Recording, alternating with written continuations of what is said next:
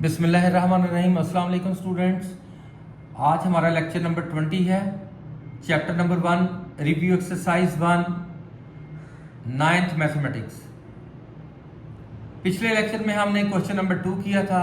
आज हमारा question number 3 है। If a is equal to 4/3, b is equal to 5/2, c is equal to 7/4, then verify the associative property of real numbers with respect to addition and multiplication। Addition के हिसाब से और multiplication के हिसाब से associative properties को verify करना है। तो गिवन हमारे पास वही है, इफ की आगे वाली वैल्यू हमारी गिवन होती है। गिवन है हमारा a is equal to 4/3, b is equal to 5/2, c is equal to 7/4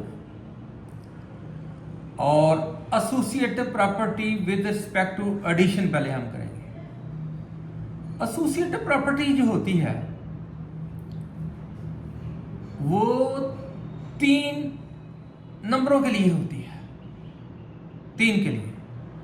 commutative 2 के लिए होती है, एसोसिएटिव 3 की होती है। ये तीनों यूज होंगे ए, बी एंड सी। कैसे जी? एसोसिएटिव प्रॉपर्टी है क्या? देखो जरा, with respect to addition A plus into B plus C. ये 3 जो हैं ए बी सी, ए को आप बाहर रखें, प्लस के बाद बी और सी को ब्रैकेट में ले जाएं, फिर इक्वल के बाद ए और बी को ब्रैकेट में ले आए और प्लस के बाद सी को बाहर रखें। इसको कहते हैं associative property with respect to addition. Addition का मतलब प्लस। ये देखिए प्लस की प्रॉपर्टी है 3 फंक्शंस की, 3 नंबर्स की। ए बी सी 3 है। A plus into B plus C is equal to A plus B bracket में प्लस सी बाहर। इधर ए बाहर है, बी सी ब्रैकेट में है और इधर सी बाहर है और ए बी प्लस के साथ ब्रैकेट में। तो स्टूडेंट्स पहले मैं इसकी लेफ्ट हैंड साइड का आंसर निकालूंगा। लेफ्ट हैंड साइड है a plus into B plus C. इसका आंसर चाहिए मुझे। a की जगह पर a की वैल्यू रखी 4/3 और प्लस के बाद आगे आ गया ब्रैकेट। b की जगह पर b की वैल्यू रख दी 5/2, फिर प्लस आ गया। c की जगह पर 7/4 वैल्यू रख दी और ब्रैकेट को बंद कर दिया, ये वाला ब्रैकेट। अब ब्रैकेट वाले को चूंकि पहले सॉल्व करना है, 2 कॉमन फ्रैक्शन है 5/2 और 7/4 और बीच में प्लस है, तो इनका एलसीएम लेना पड़ेगा। ये ब्रैकेट मैंने लगाई है और ये मैंने एलसीएम की दोबारा लाइन लगा दी है। 2 और 4 का एलसीएम लेंगे तो 4 आ जाना है। 2 और 4 का एलसीएम 4 आएगा। ऐसे 2 4, 2 के टेबल पे गया, 2 1 ज़ा 2, 2 2 ज़ा 4, फिर 1 और 2 1 ज़ा 2। तो इस तरह 2 2 ज़ा 4 एलसीएम आपका बना है। एलसीएम को न्यूमिनेटर 2 से डिवाइड किया, तो 4 को जब 2 से डिवाइड किया तो 2 आ गया। जो आंसर 2 आया उसको न्यूमिनेटर 5 से मल्टीप्लाई करें, 5 2 ज़ा 10 आ जाएगा। फिर प्लस, फिर एलसीएम को डिनोमिनेटर 4 पर डिवाइड किया। 4 को जब 4 पे डिवाइड करेंगे तो आंसर 1 आएगा और 1 जो आंसर आया उसको न्यूमिनेटर 7 से मल्टीप्लाई करेंगे तो 7 1 ज़ा 7 यहां आ गया। इस तरह ये 17/4 बन गया और ये वाली हमारी ब्रैकेट जो थी, सिंगल कॉमन फ्रैक्शन बनने के बाद ये ब्रैकेट खत्म हो गई है, सिंगल हो गया। अब ये पहले 2 थे, अब 1 हो गया। अब ये फिर बीच में प्लस आ गया है और 2 कॉमन फ्रैक्शन है, इनका भी एलसीएम लेना पड़ेगा। ये हमारी एलसीएम की लाइन आ गई। 3 और 4 में चूंकि कोई टेबल कॉमन नहीं है, इनको आपस में मल्टीप्लाई कर देंगे तो एलसीएम बन जाएगा 3 4 ज़ा 12। 3 4 ज़ा 12 हमारा एलसीएम है। एलसीएम को क्या करना जी? एलसीएम को डिनोमिनेटर से डिवाइड करना है। एलसीएम को जब 3 से डिवाइड किया तो 4 आंसर आ गया। और 4 को जब न्यूमिनेटर 4 से मल्टीप्लाई किया तो 4 4 16 आ गया, बीच में प्लस लग गया। फिर एलसीएम को डिनोमिनेटर 4 से डिवाइड किया,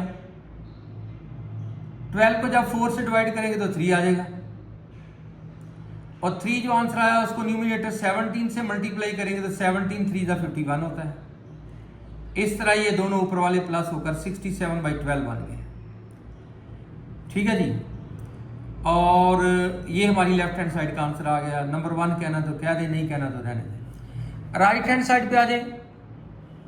राइट हैंड साइड हमारी ये थी कि अब ए और बी प्लस के साथ ब्रैकेट में हैं और प्लस के बाद सी जो है बाहर है। इधर ए बी ब्रैकेट में थे, सी बाहर था, इधर ए और बी ब्रैकेट में है, सी बाहर है। इसको कहते हैं associative property with respect to addition. अब इक्वल लगाया, ए की जगह पर ए की वैल्यू, बी ये वाली ए की वैल्यू 4/3, प्लस लगा, बी की जगह पर बी की वैल्यू 5/2, ये लग गया, ब्रैकेट लगा दी, फिर प्लस लग गया भाई, तो सी की जगह पर 7/4 आ गया। अब फिर वही बात कि ब्रैकेट वाले को पहले सॉल्व करना है, और चूंकि कॉमन फ्रैक्शन के बीच में प्लस है तो मुझे एलसीएम लेना पड़ेगा। 3 और 2 का एलसीएम, ये लगी एलसीएम की लाइन, और ये ब्रैकेट आ गई इधर, ये वाली ब्रैकेट ये आ गई, ये इधर आ गई। 3 और 2 में फिर कोई भी कॉमन टेबल नहीं है, अलग अलग हैं दोनों। 3 और 2 में टेबल कॉमन नहीं है कोई, अगर नहीं है तो इन दोनों को आपस में मल्टीप्लाई करेंगे तो हमारा एलसीएम आ जाएगा। 3 2 6, हमारा एलसीएम 6 आ गया। एलसीएम को पहले कॉमन फ्रैक्शन के डिनोमिनेटर से डिवाइड करेंगे, 6 को डिवाइड करेंगे 3 पर, 6 को जब 3 पे डिवाइड करेंगे तो 2 आंसर आएगा, 3 2 6 होता है। जो 2 आंसर आएगा उसको न्यूमिनेटर से यानी 4 से मल्टीप्लाई करेंगे तो 4 2 8 आ जाएगा, बीच में प्लस आ गया। अब एलसीएम को डिनोमिनेटर 2 से डिवाइड करेंगे तो 2 3 6 डिवाइड होकर 3 आंसर आएगा, और 3 को न्यूमिनेटर 5 से मल्टीप्लाई करेंगे, 3 5 15 आ जाएगा। जो आंसर आता है उसको न्यूमिनेटर से मल्टीप्लाई करके यहाँ लिख देते हैं। इस तरह ये प्लस होकर 23/6 आ गया, और ब्रैकेट खत्म हो गई। चूंकि पहले 2 कॉमन फ्रैक्शन थे, अब सिंप्लीफिकेशन के बाद एक कॉमन फ्रैक्शन बन गया है, लिहाजा ब्रैकेट खत्म हो गई है। ये प्लस का साइन ये आ गया है 7/4। अब दोबारा वही प्रोसेस, बीच में प्लस है, ये भी कॉमन फ्रैक्शन है, ये भी कॉमन फ्रैक्शन है। अब दोबारा एलसीएम लेना है 6 और 4 का। 6 और 4 का एलसीएम 12 बनता है। 6 और 4 का एलसीएम 12 बनता है। कैसे जी, ये देख लेते हैं। 6 और 4, 2 के टेबल पर गया, 2 3 6, 2 2 4, आगे 3 का 3, 2 1 2, फिर 3 के टेबल पर 3 1 3, 3 2 6, 6 2 12, या देखे 2 2 4, 4 3 12, 12 एलसीएम आ गई। अब एलसीएम को दोबारा पहले कॉमन फ्रैक्शन के डिनोमिनेटर से डिवाइड करना है। 12 को जब आप अंदर रखे, डिनोमिनेटर 6 पे डिवाइड करेंगे तो 6 2 12, 2 आंसर आएगा। जब 2 आंसर आएगा तो उसको आंसर को न्यूमिनेटर से मल्टीप्लाई कर देंगे। 23 को जब 2 से मल्टीप्लाई करेंगे तो 46 आ जाएगा। प्लस के बाद फिर एलसीएम को डिनोमिनेटर 12 से डिवाइड करेंगे, और जब इसको 4 पे डिवाइड करेंगे तो 3 आंसर आएगा, 4 3 12 होता है। डिनोमिनेटर से डिवाइड करना है एलसीएम को, तो आंसर 3 आया।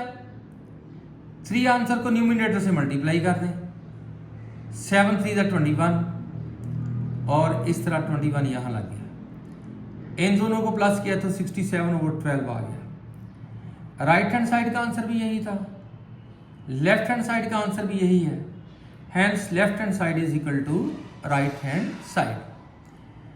तो ये हमने की है associative property with respect to addition, और दूसरी है associative property with respect to multiplication.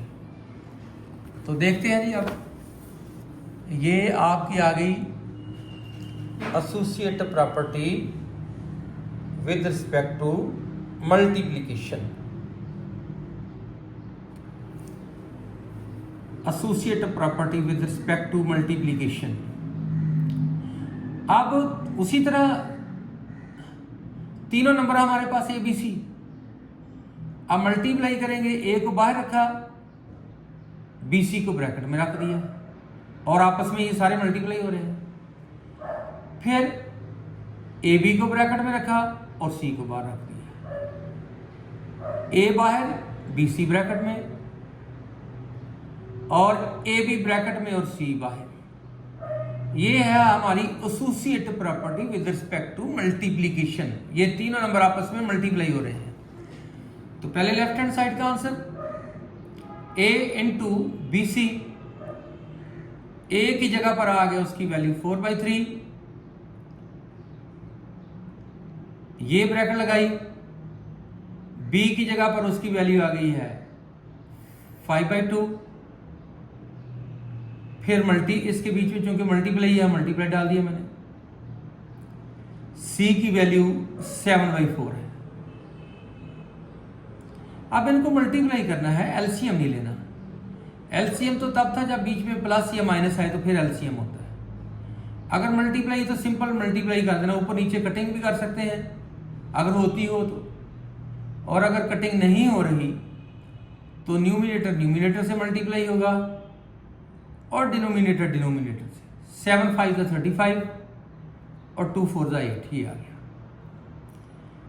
अब 35/8 जो आया है वो 4/3 से मल्टीप्लाई होगा, 4 35 से मल्टीप्लाई होगा 140 आएगा, 3 8 से मल्टीप्लाई होगा 24 आएगा। अब ये दोनों 4 के टेबल से कैंसिल हो रहे हैं। 4 के टेबल से स्टूडेंट्स कैंसिल हो रहे हैं। ये 4 3 = 12 और 2 कैरी इधर चल के 20 बन गए। 4 5 =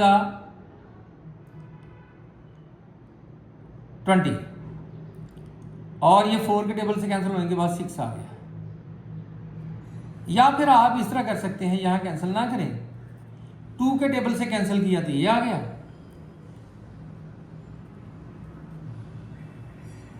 2 के टेबल से कैंसिल किया ये आ गया। फिर आप दोबारा 2 के टेबल से कैंसिल कर लो, इसको और इसको 2 के टेबल से, तो 35/6 आ जाएगा। क्या है स्टूडेंट?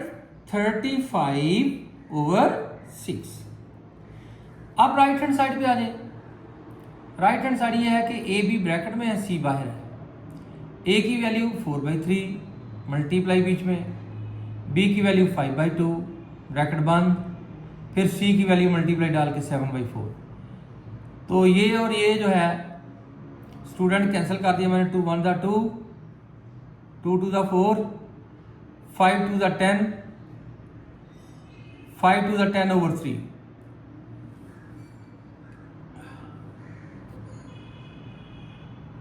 या 2/3 पहले लिख लो, मल्टीप्लाई 5 और फिर 10/3 आ गया और ये इसी तरह आ गया।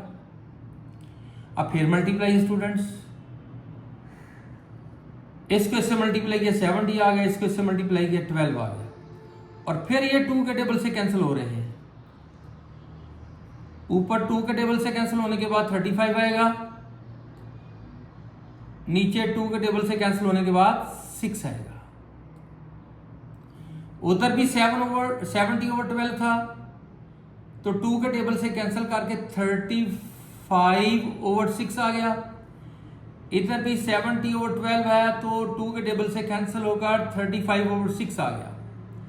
इस तरह लेफ्ट हैंड साइड का आंसर भी 35/6 है और राइट हैंड साइड का आंसर भी 35/6 है। Hence left hand side is equal to right hand side. इस तरह स्टूडेंट्स ये हमारा एसोसिएट प्रॉपर्टी वाला विद रिस्पेक्ट टू मल्टीप्लीकेशन जो है वो भी वेरीफाई हो गई है कि left hand side is equal to right hand side. Left hand side का आंसर बना है 35/6। चले मैं यहाँ लिख देता हूँ, अगर उधर नहीं नजर आ रहा तो 35/6 2 के टेबल से कैंसिल किया, तो इधर भी 2 के टेबल से कैंसिल किया, 35/6 आ गया। अच्छा, अब क्वेश्चन नंबर 4 रिव्यू एक्सरसाइज का। इज 0, ये 0 है students. Is 0 a rational number? Explain it. बताना है कि 0 रेशनल नंबर है या नहीं है। अगर है तो इसको कहता है एक्सप्लेन करें कि कैसे।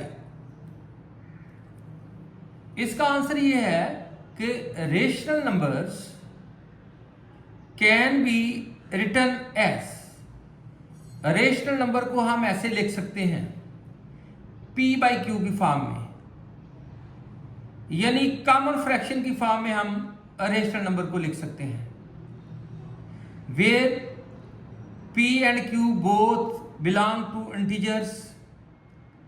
मतलब कि जो कॉमन फ्रैक्शन आए उसका ऊपर वाला भी इंटीजर हो और नीचे वाला भी इंटीजर हो, और ये कि Q is not equal to 0, के डिनोमिनेटर 0 ना हो।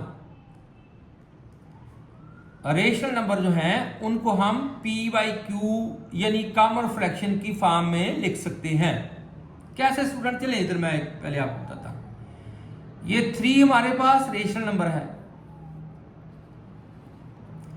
इसको मैं 3/1 भी लिख सकता हूं। 3 भी इंटीजर है और 1 भी इंटीजर है, और ये कि डिनोमिनेटर 0 नहीं होना चाहिए। Q is not equal to 0 का मतलब है कि डिनोमिनेटर 0 नहीं होना चाहिए। अब 0 की बात कर लेते हैं।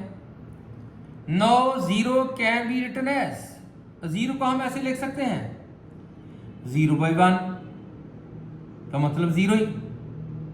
0/2 लिख लें, फिर भी आंसर 0। 0/-8 लिख लिया मैंने ऐसे ही, तो ये फिर भी 0।